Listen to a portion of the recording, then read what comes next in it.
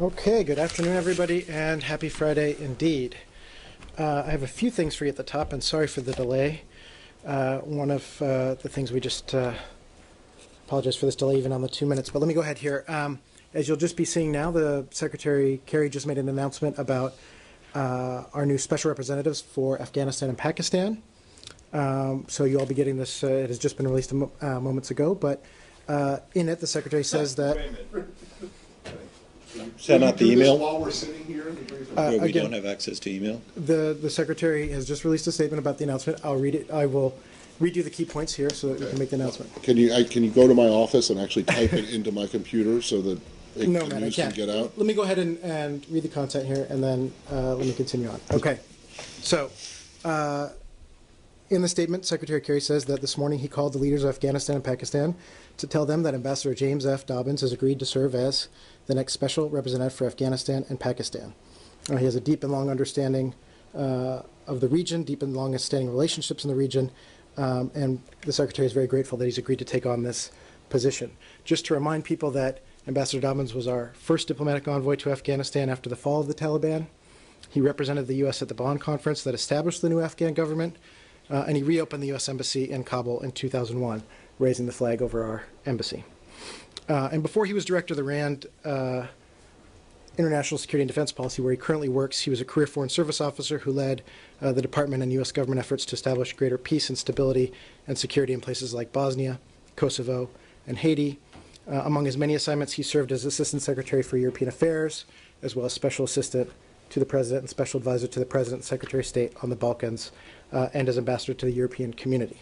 He's one of our nation's most accomplished diplomats and brings all of his considerable expertise and experience to bear as Special Representative for Afghanistan and Pakistan. As the Secretary noted in his statement, his appointment clearly reaffirms this government's commitment to the key national security priority of ensuring Afghanistan and Pakistan are secure, stable, and prosperous nations.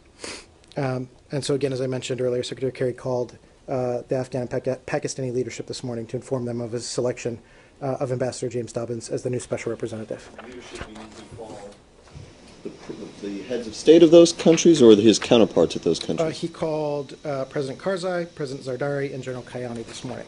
And this is the post that the late Ambassador Holbrooke had, is that and correct? Then Mark Grossman Mark after. Grossman, right. I have a couple more things for you at the top before I turn it over to you.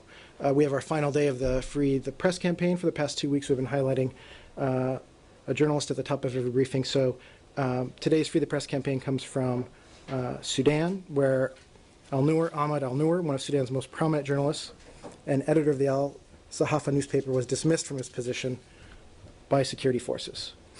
Al-Noor was accused of insulting a member of the National Intelligence and Security Services. After his removal, his name was stripped from the masthead.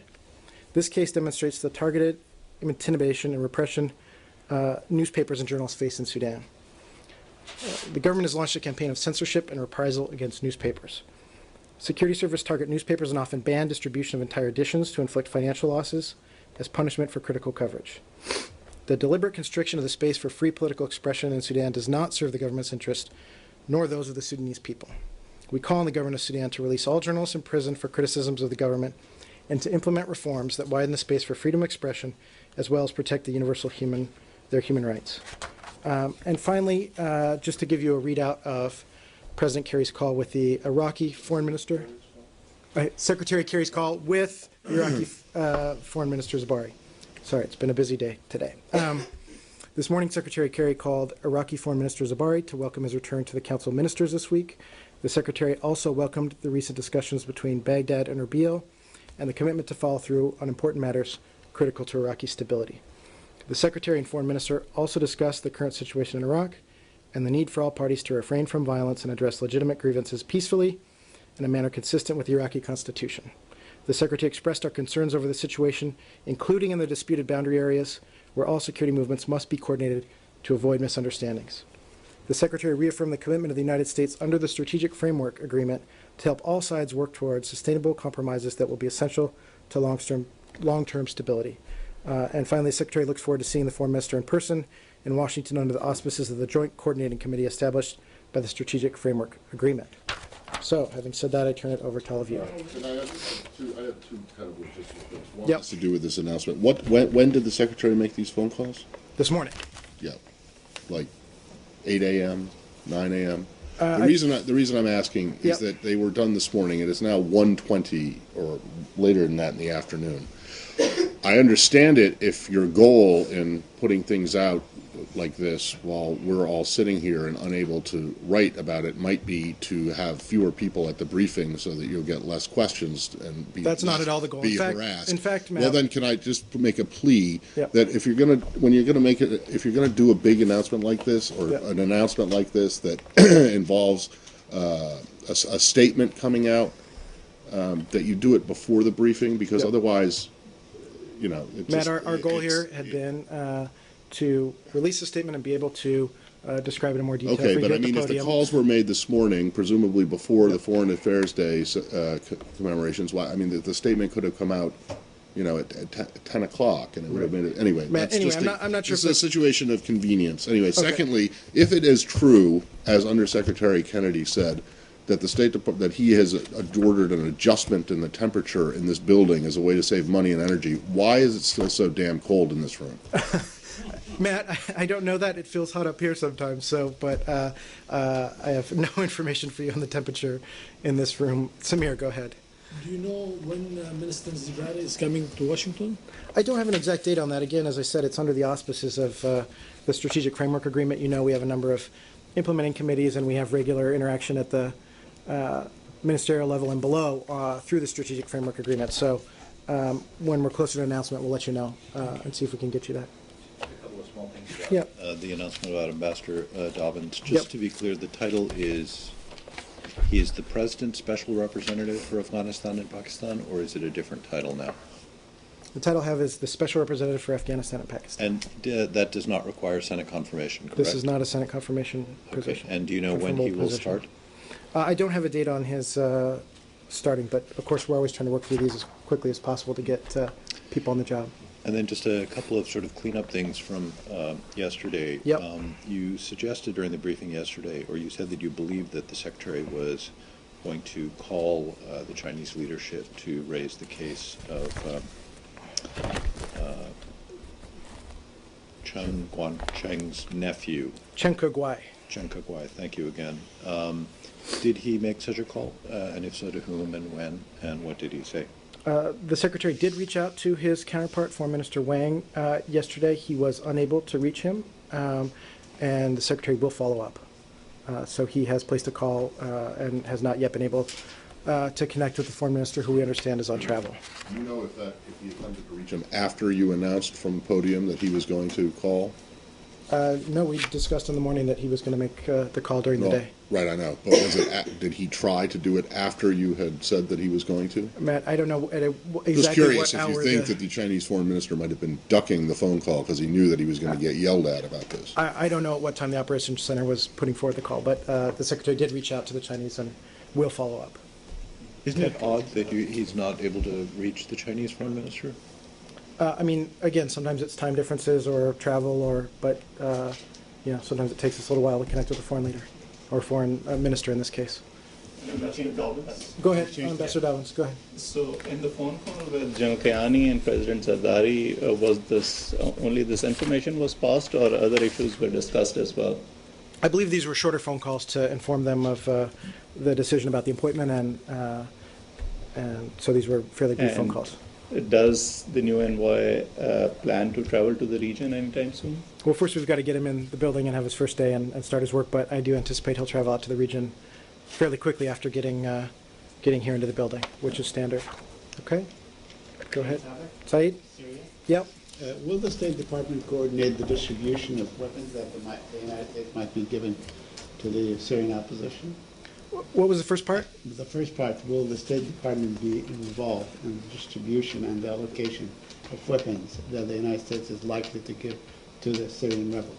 Well, Saeed, you know where we are on this. We haven't made a decision one way or another on lethal aid to the Syrians, but we continue to ramp up and are on an upward trajectory with our non-lethal assistance. Okay. Are you concerned that some of the alleged weapons that are being sent, along with AAAs and maybe anti-armor rocket launchers and so on, there's also shoulder surface-to-air missiles, which can threaten some of the last remaining civilian aircraft and so on? Are you concerned about that? much as the Russian were targeted a week or so ago? Well, we had concerns about civil aviation, and I know the Russians themselves expressed their concern and have believe there's been some information to their own national airlines in that regard. Okay, go ahead, Samir. Can you confirm reports about Mr. Brahimi's resignation? Thanks for the question. We're aware of these reports. We do refer to the end for further details, but just to reiterate what I said earlier in the week, that during their meeting on Monday, the Secretary expressed our appreciation to Joint Special Representative Brahimi for his efforts and reiterated our support for his mission despite the challenging circumstances. But I really refer to the UN. Did he express a desire that he continue in his good work? And we've said that we want him to continue in his good work, but again, has to make that kind of decision and refer to the UN for more details. On that point, Patrick, did he promise to stay till the 15th or the 31st of this month? Did he give a date as to when his last day might be? I'm not aware that he communicated that here to us, but again, I refer to him for more details about his plans. Whether it's Mr. Brahimi or another person who replaces him as the special envoy, is there any appetite for, as what was being reported on Thursday, for a revision of the Geneva Agreement in terms of bringing about a new political structure inside Syria? And if so, what would be the top 3 issues that the U.S. would be looking for? Well, just to say, Raz, that we're still, I believe that the political solution is the fastest way and the best way to end the violence in Syria and to get Syria on track to becoming the unified, peaceful, democratic Syria that the Syrian people want. In terms of the Geneva communique, the Secretary did reaffirm to Mr. Brahimi the importance of advancing a political solution to the conflict in Syria within the framework of the Geneva communique. So we still think that it has value, but again, indeed, the fighting continues on the ground and the Syrians continue to face the onslaught of the regime. I guess the simpler way of asking the question, is Geneva, as it's currently written and agreed to, still valid? Does it need to be updated? From our point of view, it's still valid, and we think there's still value in pursuing a political solution. Having said that, clearly the fighting is intense, and that's why we've very much ramped up our efforts to support the opposition. There's also some reporting that in some parts near or in Syria, there may have been more apparent uses of chemical weapons, unspecified.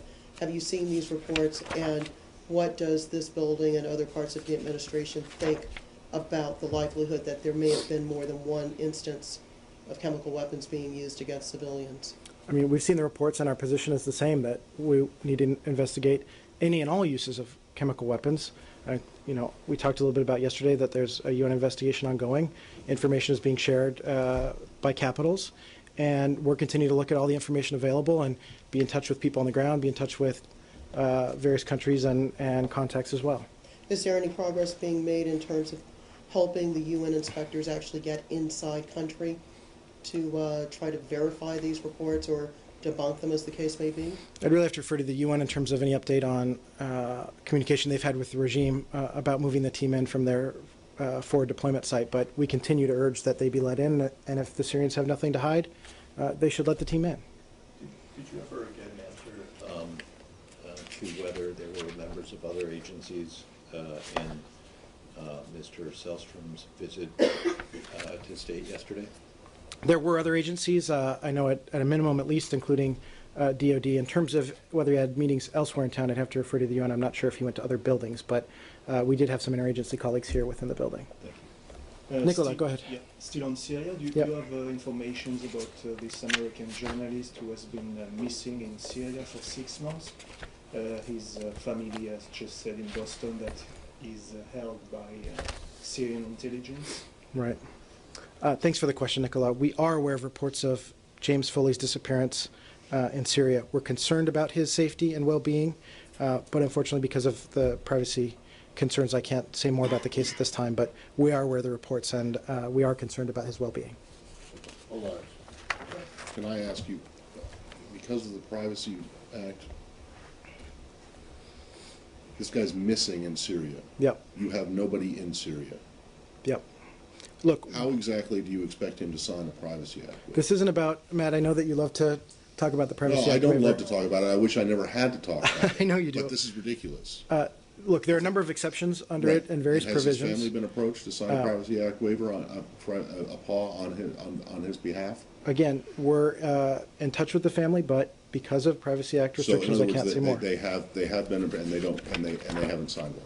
I mean, if they haven't, that's fine, but Again, I'd have to, have they been asked? Matt, I'd have to sign ask the one? lawyers in terms of, Please do, because right. when you give an answer for someone who is missing, when you give that answer, it's just, I mean, it's mind-boggling. Well, especially because they Again- appeared in public a week ago, Wednesday, in New York City, and made a very public appeal. I understand, and to that's part of the reason that people we're, should try to bring and that's Jim home. part of the reason that we're able to say his name and say that we're aware of his disappearance and that we're looking, that we're concerned about his safety and well-being. But in terms of the details of the case, there are Privacy Act restrictions. Well, I am going to throw my support with Matt. It just sort of beggars belief that there wouldn't be more, especially if there is the suggestion that he just hasn't been caught up in the fire, but he may actually be held hostage by a government with which we have extremely strained relations. Look, at a minimum, we're very much in touch with families, and a lot of what we say and do also has to do with family wishes. I can't say in this particular case, but broadly speaking, on consular cases, we're also very much in touch with the family and respect their wishes. Would an issue like this be brought up, let's say, in the discussion between Secretary Kerry and Foreign Minister Lavrov, considering that they do have good relations with Syria? We do raise consular cases in a variety of channels. We've raised consular cases with Russian authorities, with others who may have influence. And we, of course, the Czech Republic continues to be our protecting power in Syria, and we communicate through that channel as well. Patrick, 3 different subjects. First, Can we do them one at a time? If we, yeah, that's Okay. ideal, I think. Everybody's in the Friday spirit here. And active verbs. If I Okay. may.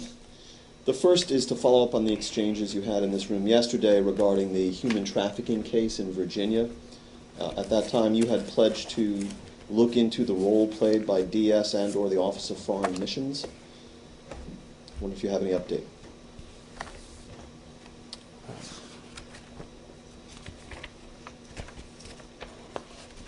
Thanks for that question. 1 second here.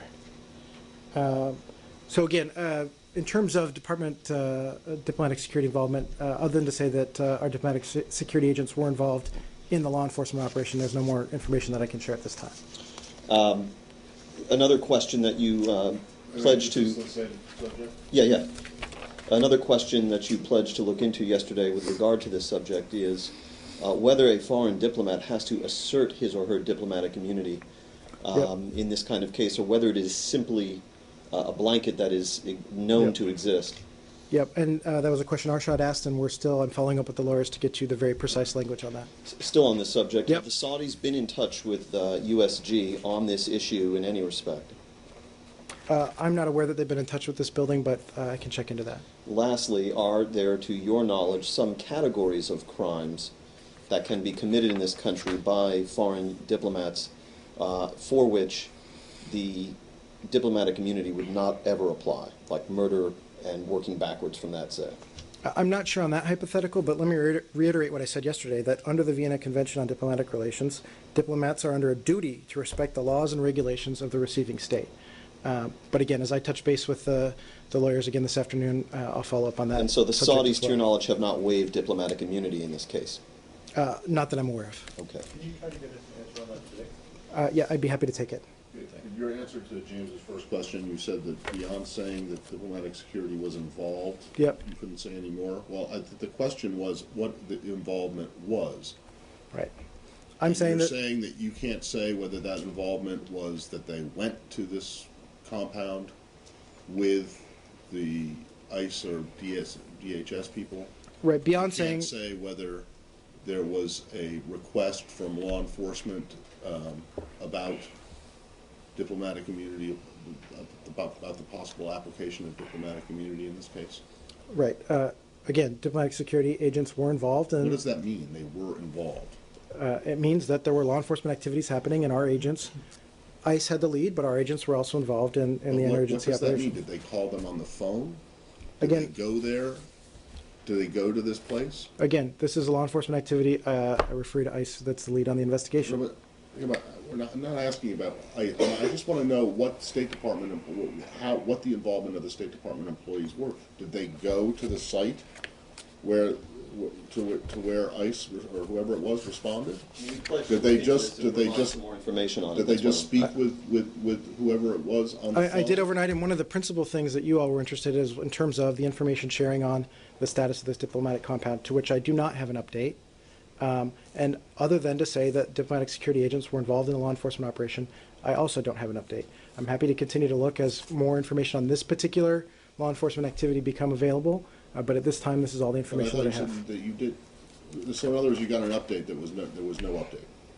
Well, I wasn't They able. came back to you and said, no, you shouldn't say anything more about what our involvement was, even though it's a pretty strict, I mean, I don't understand what, it's not a national security issue. Right, but we just want to know. part of the issue, US Matt, is- agents on the grounds when this went down, or was their involvement simply, answering a phone call? Let me triple check about the actual presence of DS agents. The information that I have is that DS agents were involved in the law enforcement operation. Let me check on the definition of that, Matt. I understand that that's perplexing to you. Just to clarify, you don't know whether there are any categories of crimes in which diplomatic immunity would never obtain. Not that I'm aware. I believe it's full criminal immunity, but we'll have to check with the lawyers. Patrick, could you tell us about the involvement of a third country in this case? I mean, the embassy of the third country from which apparently the domestic are citizens of, were they involved? Again, I'll have to get back to you on that, whether a third country. This is a. They are like in the custody of the U.S. Right. government, or are they, let's say, in this halfway? I understand. Let me just finish here. I understand there's a lot of desire for more information in this case. As you know, when we have active law enforcement activity going on, sometimes we're restrained by a number of restrictions from what we can say due to the sensitive nature of the ongoing case, and so I'm not able to say more at this point. Okay, and now on the limits of diplomatic immunity, I remember a case back in 2005 where a diplomat from the United Arab Emirates was accused of child molestation and so on when he left the country, and then no further charges. So do you at least place like some limits on where they leave, or what some sort of a house arrest, or at least they cannot leave within a certain time? Is there such a thing?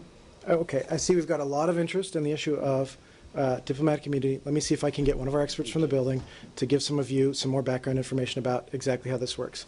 I'm not a lawyer, and I don't think me trying to give a detailed explanation would be helpful. So let's see if we can get you an expert.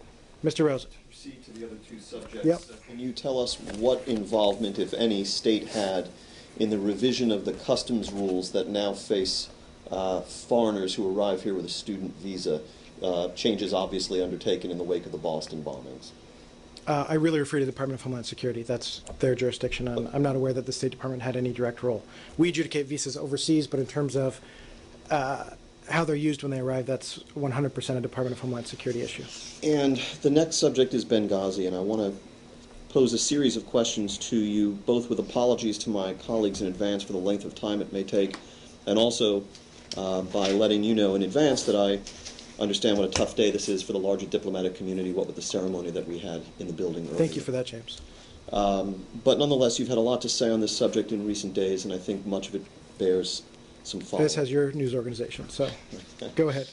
One wonders actually if the two might be related. Go ahead, James. I don't wonder. All right. First of all, we'll start with the ARB.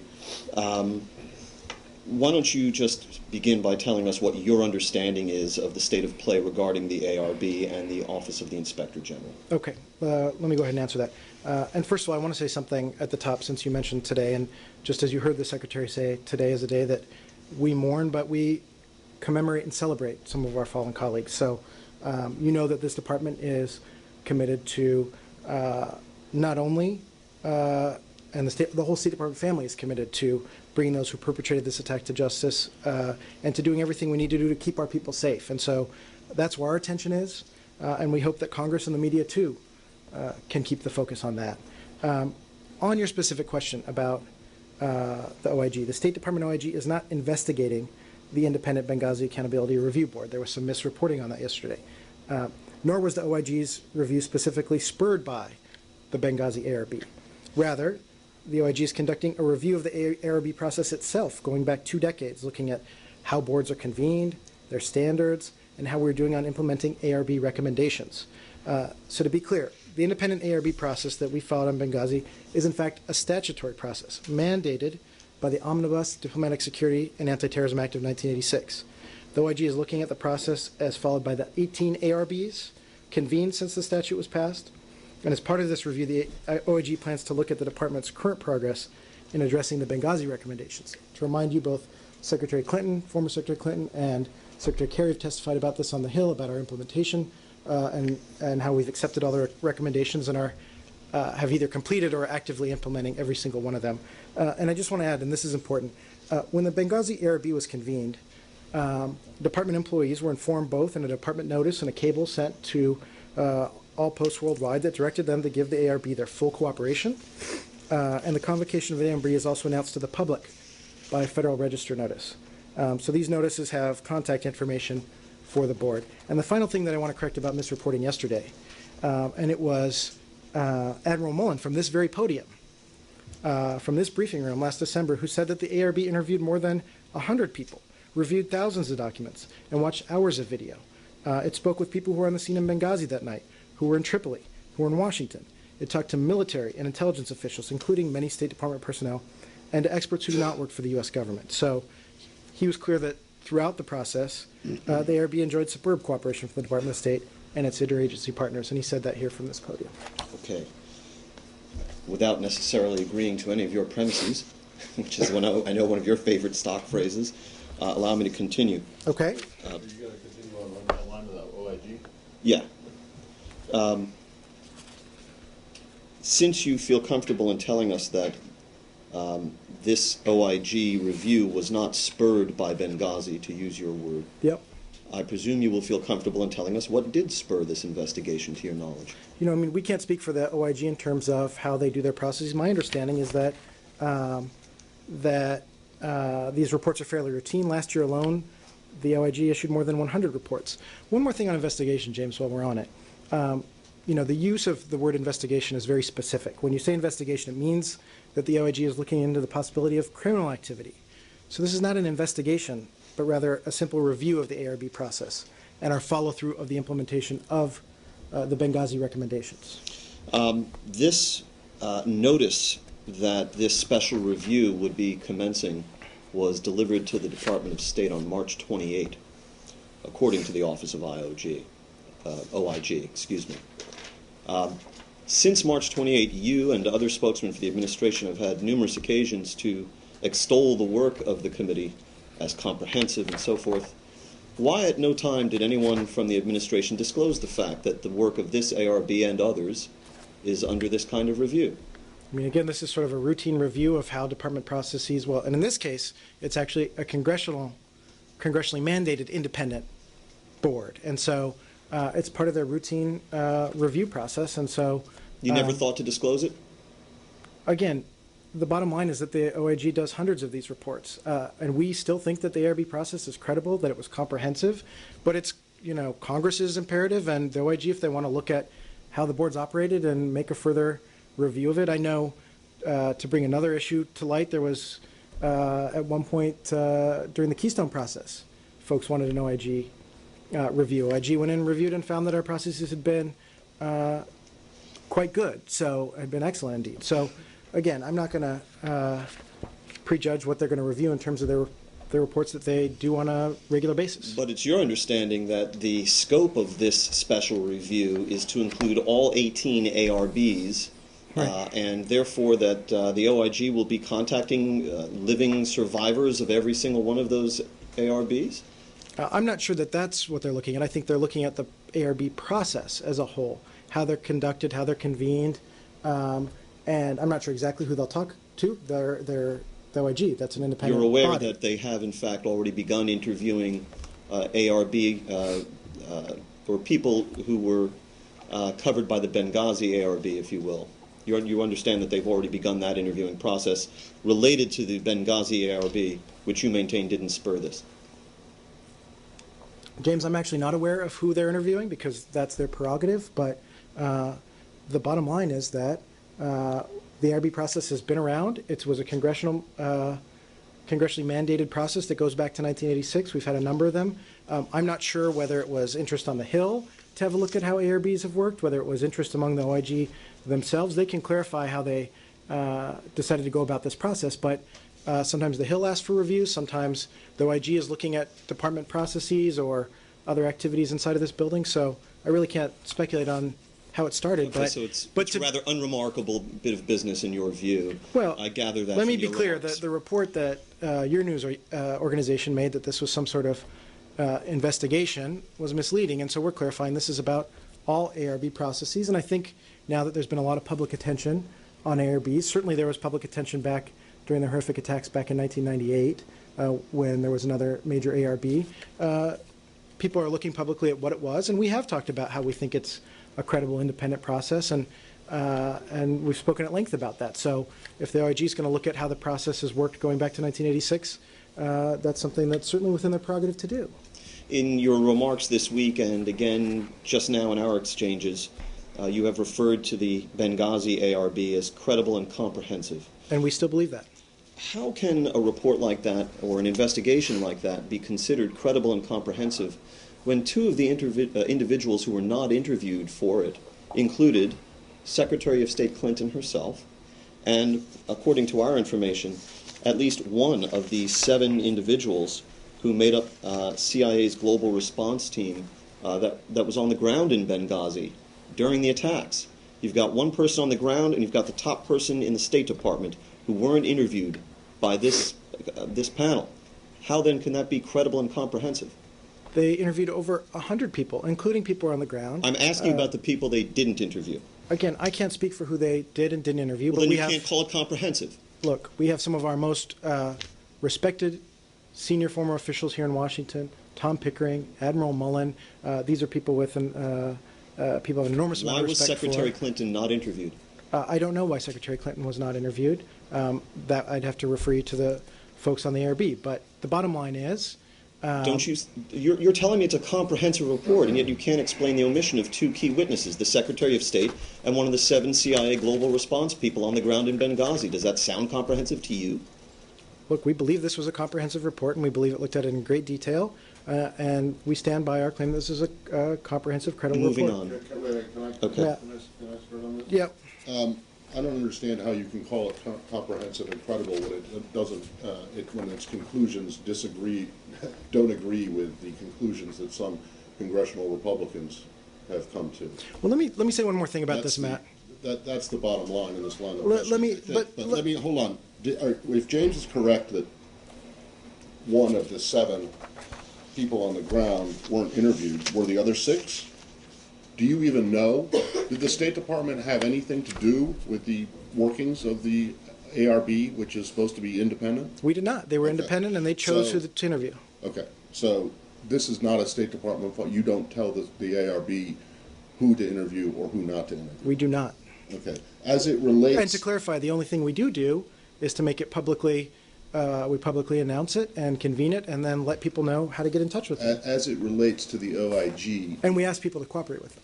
right, the OIG investigation as it pertains to the Benghazi ARB is simply to look at how the recommendations of the ARB are being implemented. Is that correct? Is that what you said? My understanding is that the review process, again, the only Benghazi-specific piece to it is to look at how the recommendations are being implemented, and we've spoken to that, and we're doing that. In other words, that would be the recommendations that security be improved, that Right. kind of thing. And Not whether the ARB, the Benghazi ARB adequately investigated whether whether this department willfully right. denied. I don't think that's the scope of it. You don't think, or it isn't? I mean, the OIG would have to clarify the exact scope of their review process, but my understanding is that's not what they're looking at. They're looking at the ARB recommendation implementation from the letter and from the communications to us. And then so they're looking at all 18. Yeah. Recognizing you don't speak for the OIG, which is an independent, kind of like the Internal Affairs Bureau of a police department, but at the Yep. State Department, correct? Yep. I mean, these are the guys who come in, if you do something wrong, Yep. they're the guys you gotta watch out for, right? Yep. Would it make sense in your mind, that the most recent ARB was the Benghazi ARB, is that correct? There hasn't been one convened since. I don't believe so. Would it make sense for a review of ARBs, past ARBs, to begin with the most recent or not? That would probably make sense. It would make sense. Yeah. Okay. So there, to your knowledge, there is absolutely no reason, to your knowledge, the findings of the Benghazi ARB are not a matter for this review by the OH. That's not our understanding of what they're reviewing. Only the implementation of the recommendations. Only the implementation. Let me say one thing on this, Matt. The ARB had some very tough findings about this department, and we were clear where that mistakes were made and that we were aggressively implementing the recommendations. And so this report was not light on this department. It was very tough. And so we take it very seriously, and we take our implementation of it very seriously. Before I proceed to some other related subjects, I just want to say that it baffles me how you can personally see fit to vouch for the comprehensiveness of a given report without being willing to address the fact that two key individuals were not interviewed by the panel that put together the report. I don't understand how you can feel comfortable saying it was comprehensive at the same time that you're unwilling to address the fact that at least two key individuals weren't interviewed by the panel. We can move on. Okay. Secretary Kerry earlier this week mentioned that he has appointed his Chief of Staff, David Wade, to serve as a kind of interlocutor with congressional Republicans to try and settle all outstanding evidentiary claims related to Benghazi that the House Republicans may have. You have stated from the podium this week that Mr. Wade has been in touch with these folks. Can you give us any details as to the nature of the requests that they are pressing with David Wade, or the extent of the contacts, etc., how active this is? Well, let me just say that there's a few different ways to communicate with the Hill. Obviously, there continues to be the Legislative Affairs Bureau that deals with the correspondence back and forth, but the Secretary also wanted to make clear that in a comprehensive way and in a senior way, this building is willing to work with the Hill on any of their new or outstanding requests. But, you know, you're looking at this hearing next week, and we still don't even know who Chairman Issa is going to call. So we need cooperation to go both ways, and I said that yesterday. What I asked about was the David Wade channel, if you will, and I just want whatever detail you can provide as to Wade's contacts and activities with respect to this. Anything you can tell me about who he has talked to, what has transpired between David Wade and the congressional Republicans? I know he's been in touch with people on the Hill. I don't have a list for you. I'd have to check up on that. All right. Secretary Kerry at that same event said that he wants to see the Benghazi matter demythologized. That was the word he used. And depoliticized. And depoliticized. He did. Since you are in the business of clarifying the Secretary's remarks, I wonder if you could tell us what mythology there is associated with the Benghazi case out there that he wants to see removed from accounts of the matter. What is the myth? What are the myths? What is the mythology he's talking about that needs to be demythologized? Well, again, I'm not going to call out one specific news network or another, other than to say there's. Why not? There's a lot of. Who's responsible for Wait, let's first. Matt will come to who, but Okay. What are the myths? What's the mythology that he's referring to? I mean, look, there has been a very politicized campaign over many months to have all sorts of theories out there and all sorts of speculation. We had an ARB. It was very specific about what happened in that incident. We continue to aggressively seek justice for these attacks. But the fact of the matter is there are many news organizations, and you work for one of them, who are aggressively and at sometimes being fast and loose with the facts.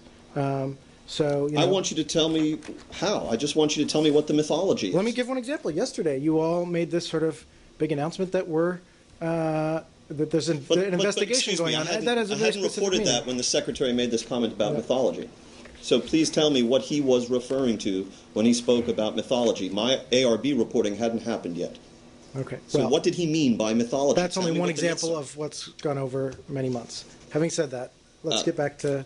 Can I just persist, if you're unwilling to answer what the mythology is, with just one more line There's of a lot of questioning? mythology out there, but go ahead.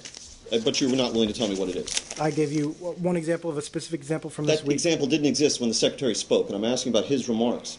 So tell me what he had in mind when he spoke of mythology. I mean, It couldn't have been the reporting I hadn't done yet.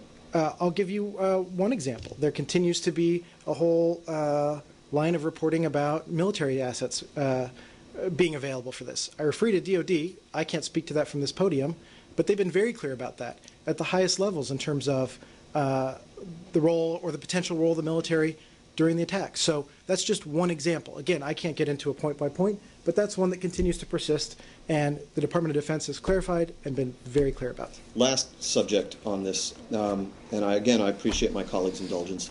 The Weekly Standard today has published a number of original documents and excerpts from them that emanated from the drafting of the intelligence community talking points that were provided to Ambassador Rice prior to her September 16 Sunday show tour. One version of these talking points dated September 14, 11:15 a.m. and prepared by CIA stated, quote, "We do know that Islamic extremists with ties to al-Qaeda participated in the attack," end quote. Obviously, that was not among the final talking points. The article goes on to quote from contributions to this drafting process from Victoria Nuland and other officials by name. So first, I wonder if you can tell us why CIA's early determination that we do know that Islamic extremists with ties to al-Qaeda participated in the attack was stricken from those points. Let me say this. We regularly discuss our public messaging with interagency counterparts. That's part of what happens in the interagency, but we're not going to get into the details, James, of our internal deliberative process on these. And so we continue to be transparent with the Congress and have been, and shared thousands of documents. The issue of talking points has been something that they've looked into. And so we're not going to get into individual documents one way or another, but we do regularly discuss our public messaging with interagency counterparts. Thank you for all of your questions. Wait, I just want, this doesn't have to do with any controversy, I don't think, but it does have to do with the investigation, so I suspect that you're going to refer me to the FBI. But there were reports yesterday that the photos of the three men that the FBI put out who were sought for questioning, there were reports that those three were identified as being members of Al-Qaeda, AQAP. Do you know anything about that? I do not. I do refer you to the Department of Justice. Arshad. On the status of Mr. Kenneth Bey, and have the Swedes, for example, been able to see him again since his sentencing? I do have only one update from yesterday, Arshad, and that's to say that some of you had asked about our contact with Mr. Bey's family, and I can confirm that we remain in close contact with Mr. Bey's family. We last spoke to them yesterday, and so we've been in constant communication with them. But I don't have an update in terms of Sweden's access to Mr. Bey. Saeed, that's... One more. Okay, go ahead. Have you, since the sentence was handed out, have you, through any of your channels, been in touch with North Korea's government, other than the public statement that you want his amnesty and release? Have you communicated directly this desire with them? I don't have anything for you on that one way or another, other than to say that we continue to have channels and ways to communicate with the North Koreans. Can we go to the Libni Kerry meeting? I know that you were yesterday. Do we have any more thorough reading of the meeting and what is next in this process? I don't have a more detailed readout. I know that you're all interested in having every single move and every single detail of what we do on the Middle East peace process, but that's not something the Secretary is clear about, that we're going to be reading out in detail as this goes forward. But the Secretary is going to continue to remain in touch with the parties and continue to try to work, given that we had a couple of positive steps this week, and I'll continue to work with both parties. Did she give a different point of view than what was publicly announced by, let's say, Prime Minister Netanyahu and other members of the Israeli government regarding the amending of the Arab Peace Initiative? I mean, again, I can't speak for any differences within the Israeli government, but let me say one thing clearly, though, and what's most important is that, and what the Israeli side has been very clear about, is that, and they've publicly affirmed this at all levels, that that Israel needs to have peace with the Palestinians, and so that's really the key issue. In terms of any differences of opinion among their negotiating team or their political leadership, I really refer to the Israelis. And lastly, Patrick, because Secretary of State made it like a major breakthrough, this amending for land swaps and so on in the Arab Peace Initiative and the language of the Arab Peace Initiative. But apparently the Israelis countered back with different kind of demand. Does he still feel as enthusiastic about where this is going? I mean, he said that it was an important step and was pleased with it. And, you know, the bottom line is, in terms of, in the context of a final settlement, Israel being at peace with all the members of the Arab League would be a very positive development and good for Israel. You Yep. said that there have been some positive steps this week, other than the Qatari Prime Minister's statement about the possibility of land swaps. What other positive steps have you seen this week? I mean, I guess I could have said step, but suffice it to say that the Secretary's been very engaged this week on the matter. Scott, you've been patient. On Sudan, Yep. a question earlier this week regarding a letter from Congressman Wolf Yep. expressing his objection over the Obama administration's invitation of the Sudanese presidential advisor, Nafi Ali Nafi. Can Yep. you confirm receipt of that letter? So we have seen the letter from Congressman Wolf. We're aware of the allegation, and we're not under any illusions about this delegation or any of the other senior leaders of the regime. However, we believe that engagements with this delegation can advance our policy goals in Sudan. And if we don't make our arguments directly to the Sudanese, who influence and direct their country's policy, our ability to affect change will be limited. So this engagement can set the stage for a continuing dialogue on a peaceful, sustainable resolution to the conflicts and governance issues throughout Sudan. So you're under no illusion about Mr. Nafi Ali Nafi, but nonetheless he is still invited to come to the United States as part of that delegation. And again, we agreed to receive the delegation. They expressed an interest in meeting, and we've invited the delegation to travel to Washington following their initial expression of interest. Is there any reason why he's being denied a visa? To what? Well, if you don't, your justification of this is that if you don't talk with people you disagree with, then how are you ever going to make your point? So why don't you send someone to Pyongyang now? I mean, again, Why don't you send someone to Tehran a lot now? of these are based on the individual context, and we think at this time that this is the appropriate move to have this kind of engagement Is there any reason in this particular why- situation. Is there any reason why the U.S. would be comfortable issuing a visa to Mr. Nafi? I mean, doesn't that erode the U.S.'s credibility by doing so? Why can't you say to the Sudanese, yes, you can send a delegation, but you need to send someone else?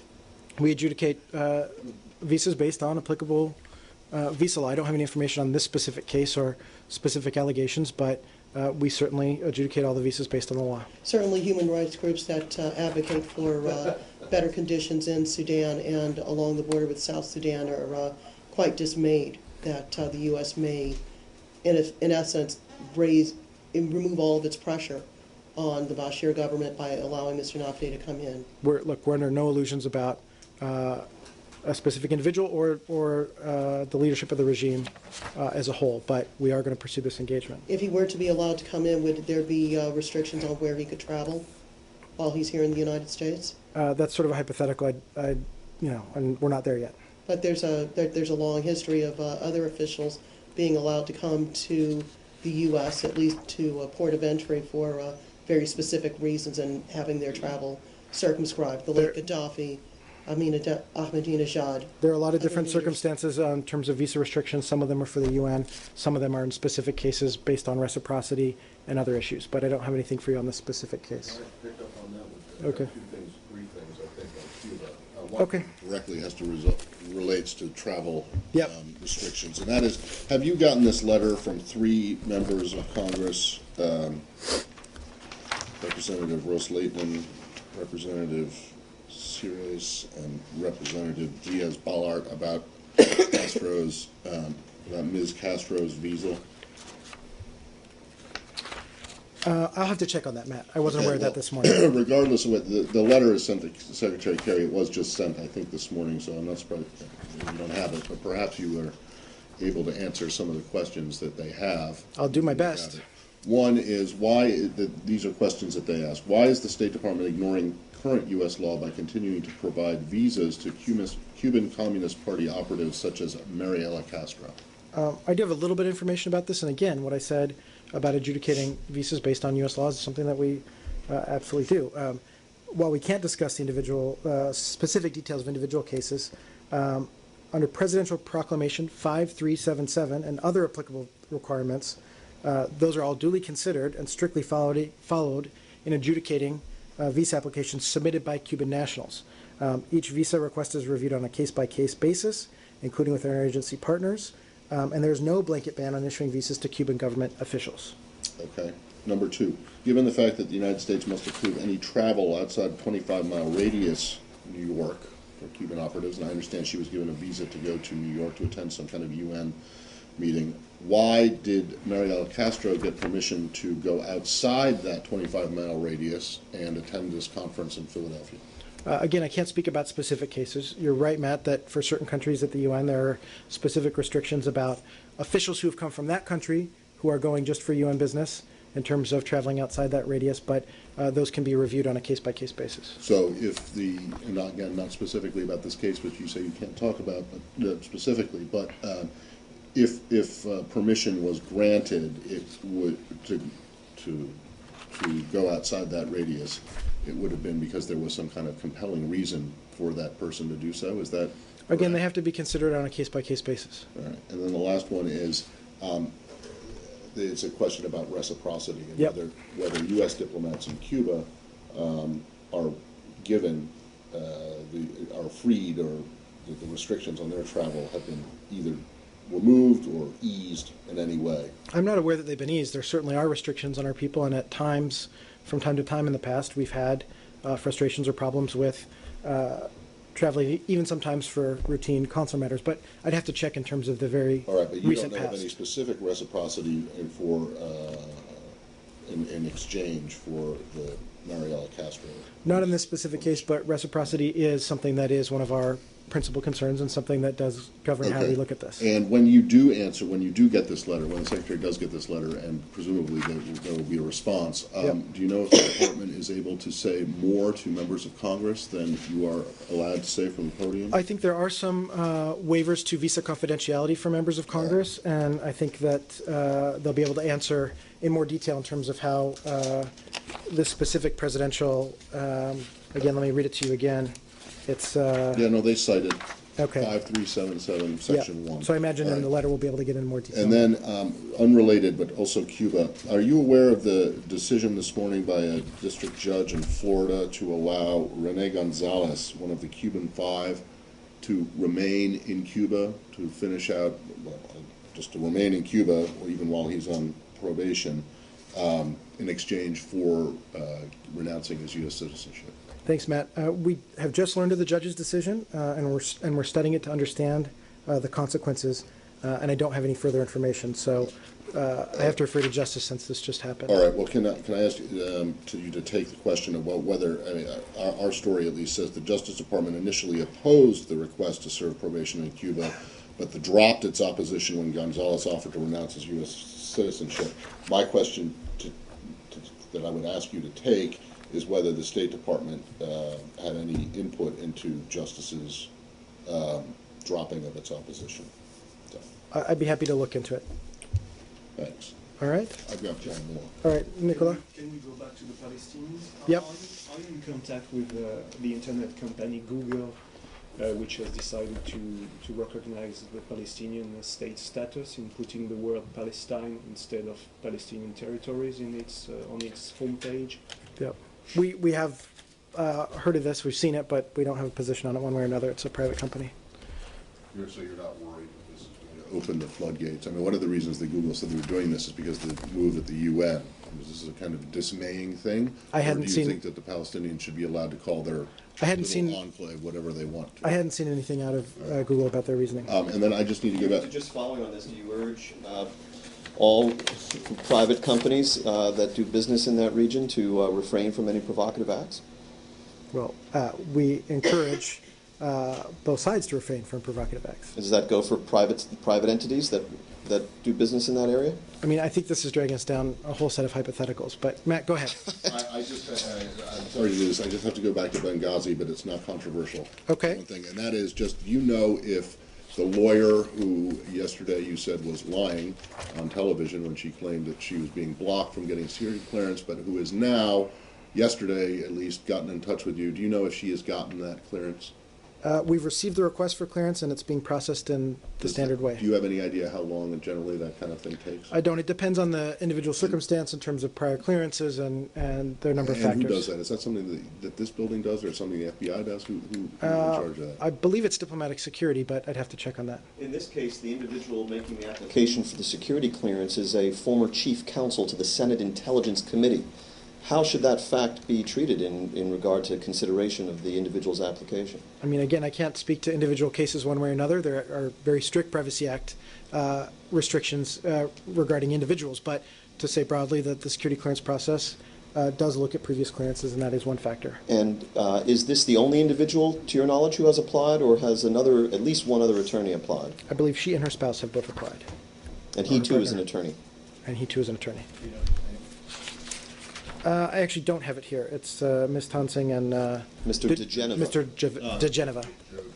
Yeah. Thanks. Okay. Thank you. Thank you.